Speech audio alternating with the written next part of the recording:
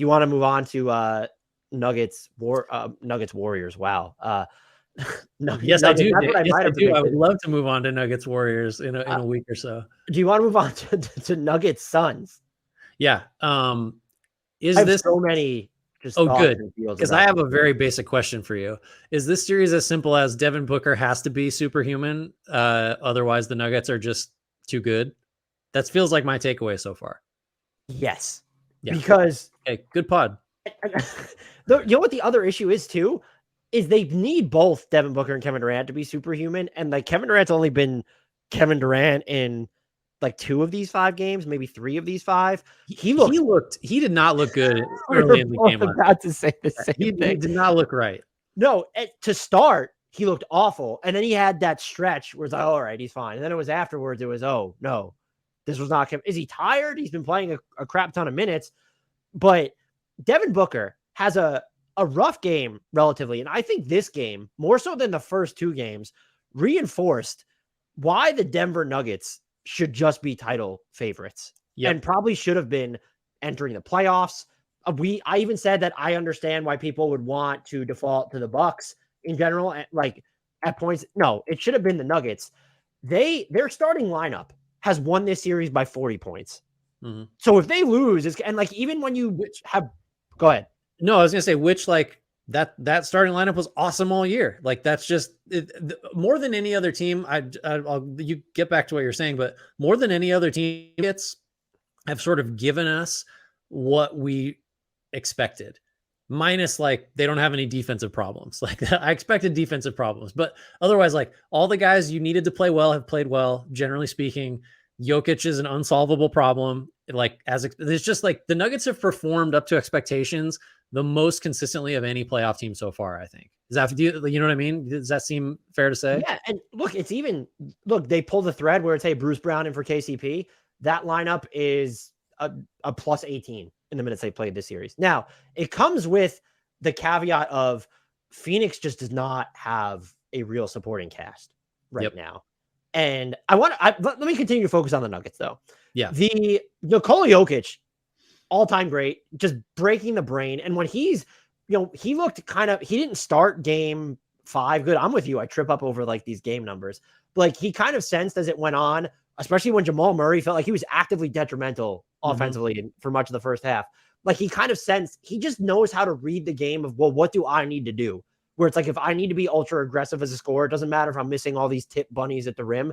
Like, and then he's just going to go and he's going to drop a trillion points, knock down jumpers, hit these shots off the dribble. He's just an incredible basketball player. What I think he has impressed me. He is by far the least shocking thing insofar as you should even be shocked about what the Nuggets have done. And I think probably the biggest surprise to me has been Michael Porter Jr.'s defense. Right. He had a really good offensive game in game 5, but you look at what he did defensively, and I tweeted this out. I think that was probably the most complete defensive performance of his career. Playoffs, regular season, whatever. You had rebounding, giving contests with length. His length bothered Devin Booker a little bit. He was matched up against Kevin Durant a little bit without getting absolutely roasted. He was really contesting passes. He came in for a steal, I think, on an entry pass to DeAndre Ayton. Yeah, it was a gamble. It was a smart gamble. And he wasn't everywhere. He was just reliable. And that's what you need when you're going to look at some of the defensive coverages, where if you're going to bring Nikola Jokic up really high, you need guys behind him who are reliable. He's been that guy for most of this series. And that changes the entire calculus of what the Nuggets can be if he is this player. Because yes, I saw someone, I wish I could remember who it was in the tweet, but I laughed hysterically at it, where it's like Michael Porter Jr. is basically the living embodiment of what you become when your dad owns a Mercedes dealership. And there's some truth to that on offense, but like he's gotten a little bit better at finding his own stuff on offense. He's also missed some really high quality looks in this series. Yeah. But if he's going to be like impactful consistently on defense, I'm not talking about a net positive. I'm not even saying a net even, which he's been probably both in this series, just not this demonstrative negative, someone you can rely on. That like we have to, it's not just, yes, the Nuggets could win the title this season. We need to start talking about like who's going to dethrone them next season. That changes everything about Denver. I think watching them, and there are people who are more educated in this than I would be, I thought they did a good job of varying up their defensive coverages. I like that they put more Aaron Gordon on Devin Booker.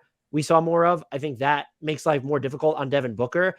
We saw in game 4, there was weird, specifically maybe towards the latter half of the game, there was a lot of helping off of KD onto Devin Booker, or maybe vice versa. Wild. And the Suns, by the way, there's a lot of like reels out there of Durant being very open and not getting the basketball. So some of that's on Phoenix, but continue.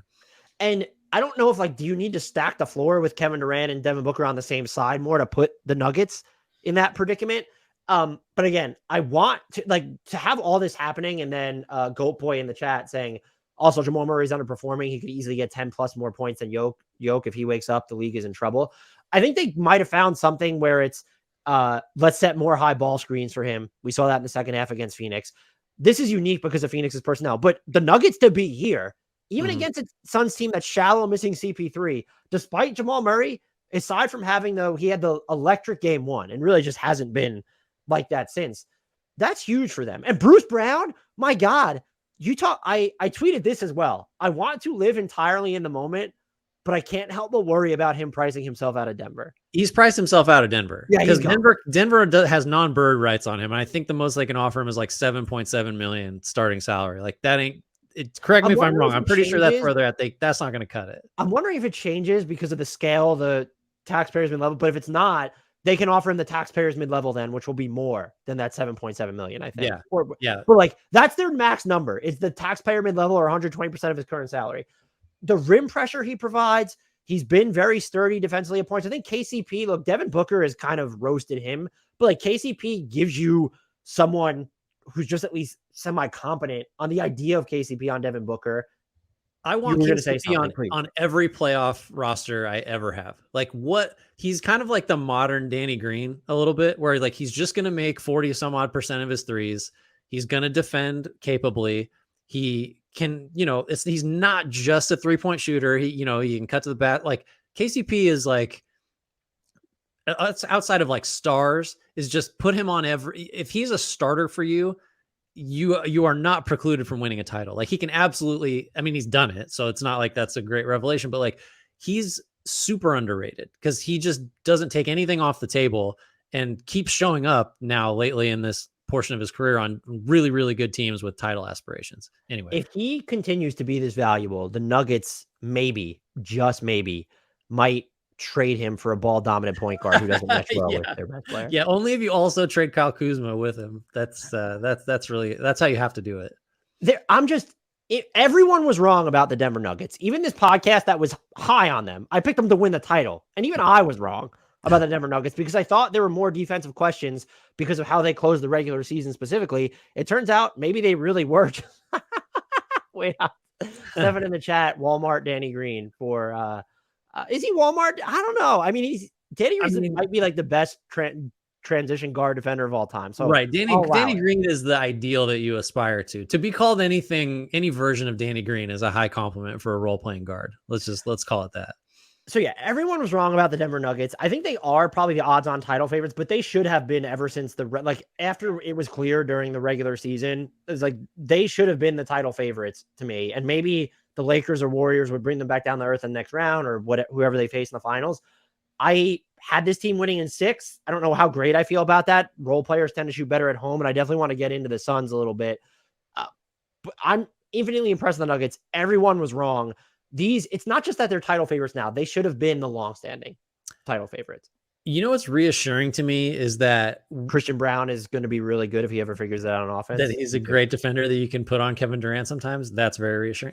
All we do is talk about how the playoffs are different. The playoffs are different, at least in this one regard, where the Nuggets look so good after being the top seed in the West. It's like, okay, good. Now we can actually start looking at the regular season as somewhat predictive. This is an outlier, I think, but it's like, it's nice. And we'll have to talk about this later because there are so many like uncertainties surrounding it, but wouldn't it be awesome if we got Jokic and Embiid in the finals and then we could say like, well, because whether it's Giannis or Steph or Kawhi or Durant, you say like, yeah, those two guys have the best seasons, but they're not the best players because in the playoffs it's different.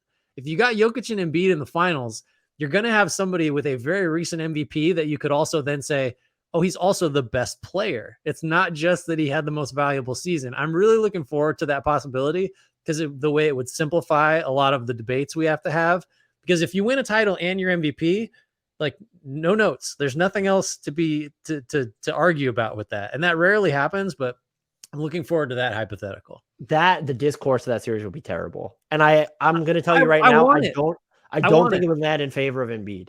I think that would be a series that kind of exposes not how wrong the voters were about Embiid, but how wrong people were about Jokic. Yeah. And some people, you can kind of tell, and this isn't an insult. I think there are casual basketball fans who are super important. I hope a lot of them listen to this podcast when they care about the NBA during the 3 months of the year that its postseason's active. You can kind of tell, like, when people are just sort of seeing Nikola Jokic, like for the first time on a regular basis, and it could be like radio hosts and podcasters. There's like, look at what he's doing. Everybody's like, he can shoot like this and finish like this. Yeah. He's like, he always looks discombobulated when he's going up for those shots on the run. They just always go in. I don't know if we had this conversation or where we landed on it, but it's been out there of like, who's under the most pressure in the playoffs, or what are the stakes for certain guys. And like Jokic came up, I think, but like in a positive way now, if the Nuggets, close this out, make the finals after, whoever they see in the conference finals, probably the Lakers. And in that case, Jokic just has to go through Anthony Davis, which would be, add to the legend. Like, we're going to look at this, half decade or so run of his with, 2 MVPs, maybe should have had a third, very debatable, and then wins a title. And it's like, Jokic was the best player in the league, like all along. And we just now, like, we have to acknowledge that for a massive chunk of, NBA history, that dude was the best there was. Like that's on the table right now. I try not to have rooting interest outside of the woe begone Knicks, but there's a part of me that really wants the Nuggets to win the title so I can just have the most insufferable victory lap possible. Anyone who listens to this podcast should be rooting against. I want that for you too, because you were on it. Yeah, you had the Nuggets, and I like the idea of Jokic being regarded as like just undisputed. This is the best player, because I think it would be a good thing if a guy who just like makes does the right thing offensively all the time in like the pass, shoot, dribble decision tree, like plays kind of perfect offensive basketball and is creative and doesn't do it with like jumping out of the gym or running past guys. I'm excited for a world where we have like Jokic emulators, where it's like everybody wanted to shoot 35 footers because of Steph. And now we might just have like everybody trying to make really sweet pocket passes and shooting off the wrong foot. Like I'm here for the next, for the generation of kids that try to play like Jokic. That sounds very exciting. And I hope they all have the same body types. Yeah, he's really a trailblazer. Anyone can play basketball. Look at this guy.